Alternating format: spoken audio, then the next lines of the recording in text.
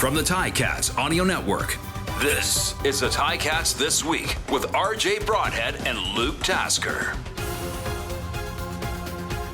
Welcome to Ticats This Week. I'm the voice of the Ticats, RJ Broadhead, and with me is the color commentator, former CFL All-Star Luke Tasker. Game 2 of the season. It's the home opener for the Tiger Cats. It's exciting. Coach O is going to be part of the inductees into the CFL Hall of Fame. So he always talks about distractions and everything.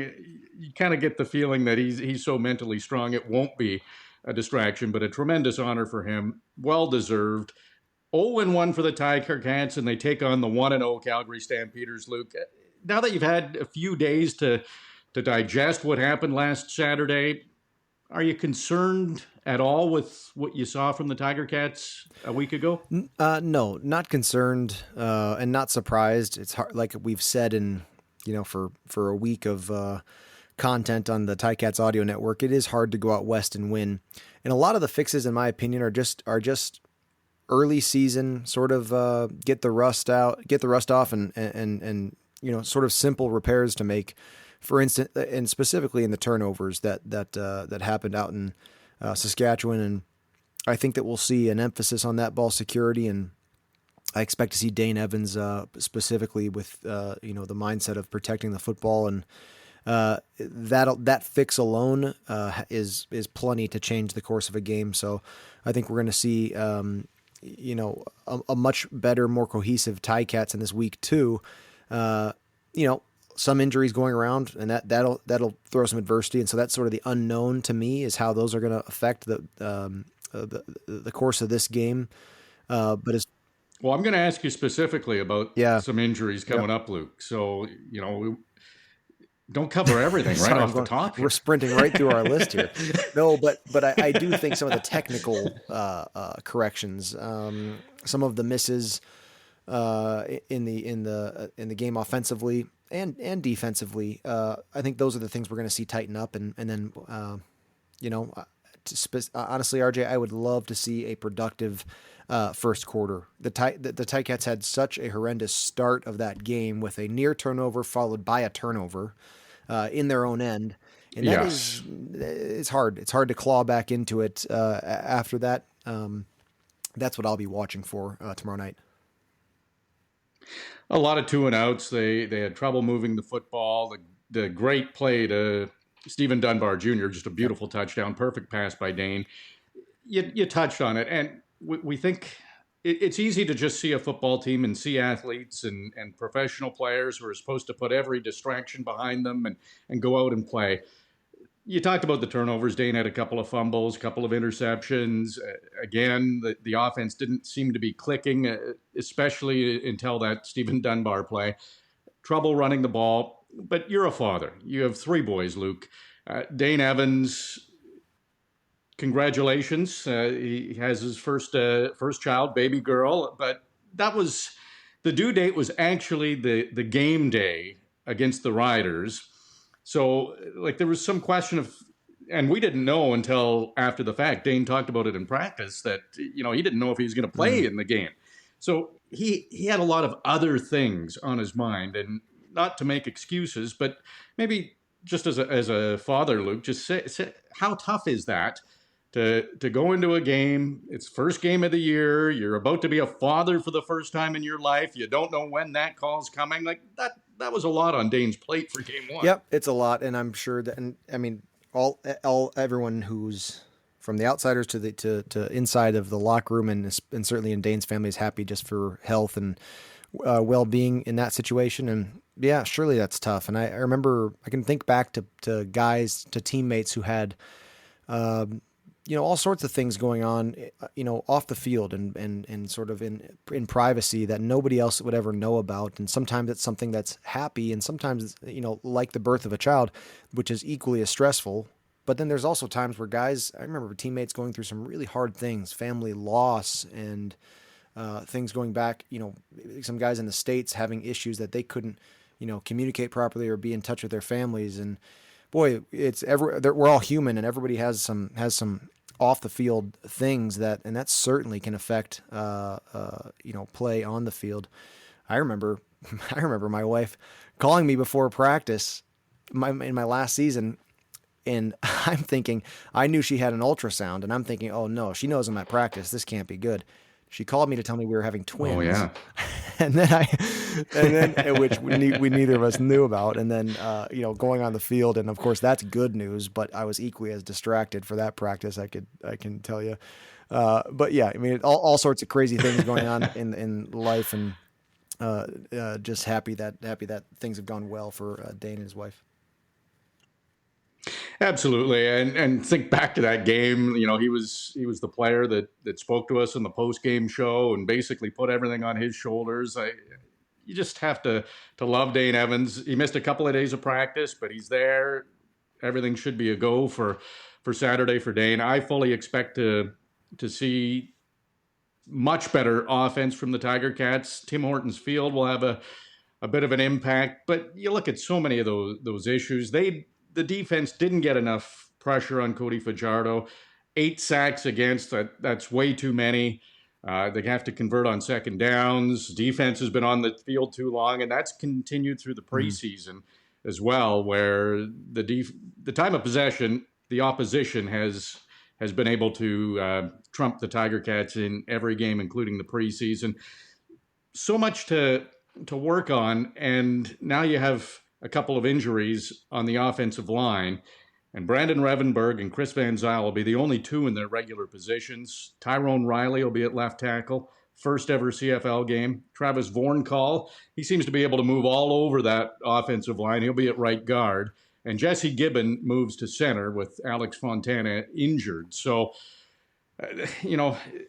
not protecting the quarterback, only 26 rushing yards, and now these injuries and a lot of changes on the offensive line.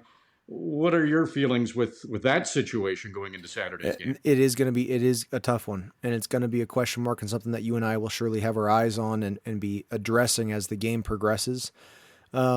Specific to Gibbons and Fontana, it's that position of center. Generally or historically, that's sort of the call maker for the offensive line. I remember situations where if there was some adversity there and there was a young guy in, one of those veterans like Revenberg at guard or Zyl, although it's tough from the outside at the tackle position, but those guys can sort of at least help or in some cases take over the calling of protections and identifying the fronts and the players there. That'll be tough. I would expect maybe some simplicity in there. It depends on the trust. Tommy Condell is a guy, he says you gotta put drops into the trust jar and you can't fill it up with a hose. It takes time and it takes continued execution throughout a season and throughout a career to continue to fill up your jar so that you are a trustworthy player. And so it's hard for a young guy. There's a lot of things to learn and hopefully there's some ability for guys like Revenberg to handle some of that workload at the center position. It'll be interesting. It is a challenge and the combination in that week 1 game in Saskatchewan, the combination of turning the ball over 5 times and 8 sacks, not a winning recipe. Very, very difficult to win that game, no matter how your defense plays. So you're not going to be perfect, but both of those categories, the Ticats have to see a better stat line in both of those places. So the turnovers and the sacks allowed, correct me if I'm wrong, but those are fixable issues, aren't they? To me specifically, I think we mentioned this at the end of the broadcast of the week 1. Those turnovers, especially the fumbles in the backfield, those are the fixable errors. It's a very slight correction, even just in the hands of the quarterback and I'm not saying that doesn't fix the sack issue, but to turn one of those into a sack is a bonus because then you get to punt the ball, right? If you can correct those, I think that is football. It's hard to use the word easy, but that is a manageable fix to make. Now the interceptions, a little more complex, right? There's moving pieces there. We're never, sometimes you can blatantly tell, but a lot of times we're not going to be privy to who actually made the error. A receiver can be responsible for an interception. when it comes down to it, it's the quarterbacks that get blamed. And I'm talking inside the locker room too. That's sort of the demeanor of a football player. Like you put it on yourself. But we can be responsible, we meaning receivers. I still put myself in that we category, RJ. You might come back. You're still young enough. You could do it. So we can also be responsible for interceptions. And all that to say, it's a little bit more complex, but still fixable. So that goes into that category. In that, in the sacks against, tons of moving pieces, and that is one of those places you're not gonna be perfect all the time, right? It's great if you can go 0 sacks in a game. It's rarely going to happen. You're trying to eliminate as many of those as you can, and sometimes it's as simple as a guy taking that first step in the wrong direction off the line, and sometimes it's a little bit more complex. You can lose a one-on-one battle without making a mental error. Looking at some of the statistics going into this game, Ticats fans should not be concerned with the game 1 loss. Historically, over the last, 17 years, Ticats are 2-15 or something like that in first games. So, and they've been excellent in the second half of seasons. So, a game 1 loss, it's a learning opportunity. You can watch a lot of the Coach O comments and the players on Ticats.ca, but there's zero panic from the team. Rough Riders played a good game. Their defense was fantastic. So it's one of those where I think the Tiger Cats will learn a lot.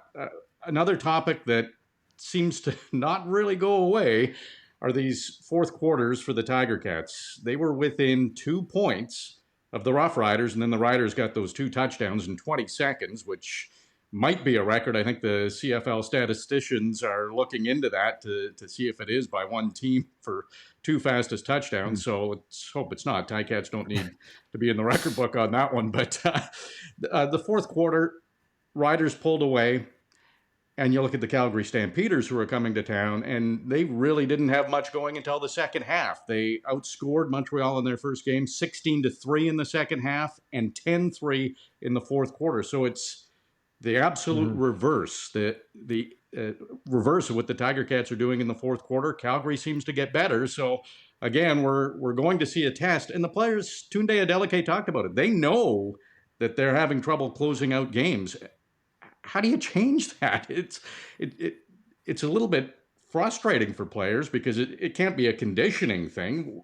Why do you think they don't seem to do well in the fourth quarter? I'm hesitant to say it can't be. That there may be a part of that conditioning. I mean, and we addressed it last week that I remember, especially in parts of your career where you're not playing much preseason. You don't have a lot of snaps or a lot of reps preseason. 4 quarters is it's a long game, and can be in great shape in terms of your burst and your strength and your kind of what you do in that off season. But for 3 hours and 4 quarters of football you got to be ready for that. But I hesitate because I don't want to oversimplify this, but I think it kind of goes back to your like the best defense is a great offense, and the best offense is a great defense. I think it's kind of about stepping on the gas. I think sometimes, and especially last year when when you and I were talking about this throughout the season and poor fourth quarters, the CFL is beautiful because of it's a scoring friendly league, right? We've seen timeless times where a pass interference late continues a drive, right? And it's really not even, it's like a 50-50 ball, if that. But if you draw the pass interference, you keep a drive going. Once a team is playing 3-down football, well, it's much easier to get first downs when you're decided to not punt. And I think there's a bit of that. But like last week, it's not that the Ticats had the lead and Sask was going, was throwing caution to the wind and sort of in Hail Mary mode. But I do think that the mindset of keeping your foot on the gas, being aggressive with play calling, there was a few times where I thought Sask surprised the Ticats with a blitz and cover zero that sort of threw or stalled a drive. And to be fair, it was the other way as well. Mark Washington's defense had a few moments where you could tell that Cody Fajardo and his offense with the Rough Riders got stalled by throwing a cover zero at him. Aggressive play, I think it comes down to anytime. It's such an aggressive sport. You have to be so crisp in your execution.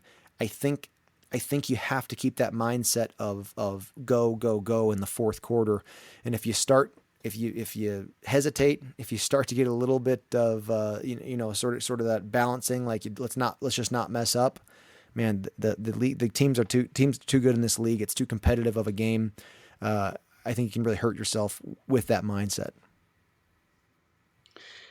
A story back to last year, it was late in the year, and Dylan Wynn wasn't playing just because, rest up for the playoffs. And I remember talking to the radio team who visited Tim Hortons Field, and they were saying they were upset that Dylan Wynn wasn't going to play because they were excited to see him play. You don't hear that from fans very often about a defensive lineman. Unfortunately, he's going to be out on Saturday, and you can't replace Dylan Wynn. But what impact do you think that's going to have? Because Bo Levi Mitchell or Jake Mayer, the Calgary quarterbacks, you have to get pressure on them, and Dylan Wynn is a key guy in getting that pressure on the quarterbacks. You know what I think of Dylan Wynn, man. He's my guy, and I absolutely love the way that he plays, but also the way he approaches the game. He is so healthy for a team, in my opinion. Locker room, before a game, his energy, his attitude, he buys in, but he buys into the city, buys into the culture, and to the coach's sort of mentality. The good thing about that is a lot of those things I just said are off the field, are stuff that he'll still offer even as having to sit out the game.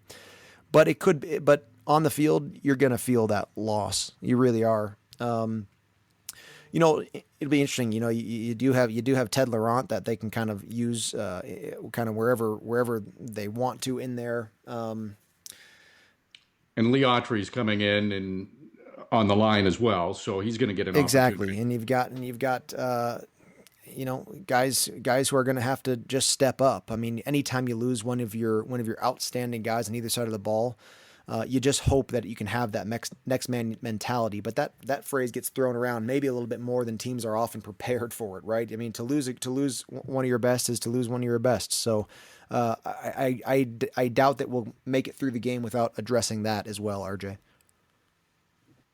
Yeah, it's all things we'll be keeping an eye on. A couple of Canadian running backs in for the Tiger Cats with Sean Thomas Erlington, Malik Irons. There will be no Don Jackson. He didn't have a great game against the Riders, but got a little banged up. So, we'll see if the Tiger Cats can run the ball. There's no doubt West was best in week one. Home teams won every game. So the Tiger Cats really haven't lost a lot of ground. That's the silver lining here, that they're still in good shape. It was a close game until late in the fourth quarter. Calgary coming to Tim Hortons Field. Ticats have won the last two meetings against the Stampeders. Your thoughts going into the game? What are you expecting? I do think we're going to see a Ticat win. I really do. Sometimes I remember in my career coming that feeling of a loss like that, being like, not really even heartbroken, just being like, oh, we played so bad, we were lucky to be in it. And I'm thinking back to some offensive performances where it feels like, boy, I'm not even gonna feel bad about it because that's not us. Like, I just know that that's not us. And then it's different than those games where you throw for 380 and you have three players have a receiving touchdown and your defense plays well and you lost, and it's like, man, what else are we supposed to do if that doesn't get us a win? Well, that's not the situation, and the Ticats are in a place where they can sort of just redefine it, draw a line in the sand, and say, that's not the way to be. We know what we need to do. We can't turn the ball over. We can't give up 8 sacks. We have to limit the explosive plays, and let's finish this game very, very well. I think they're in a great position to get a win here. The Stampeders, was a good performance. It was a good home win. Like you said, they finished that game very well. And I remember games out in Calgary specifically, thinking back, and as I'm thinking back to the film there with the Alouettes, and that's a hard place to play too. And Calgary does finish games well at home, but Tim Hortons Field Saturday night, it's just going to be a great atmosphere and a great opportunity for the Ticats to get things on track. Yeah, no opposition team looks forward to coming to Tim Hortons Field. Tiger Cats have been so great. Fans have been so great. We are looking forward to the home opener on Saturday. Kickoff is at 6:30 Eastern Time. Luke and I will have the call.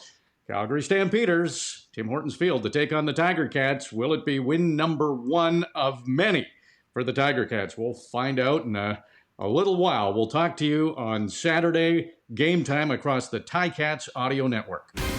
It's been another busy week for your Hamilton Tiger Cats. Luke Tasker and RJ Broadhead have covered it all, and now we would like to hear from you. Email us anytime at gameday@ticats.ca. Subscribe to the Ticats Audio Network on Spotify or wherever you get your podcasts.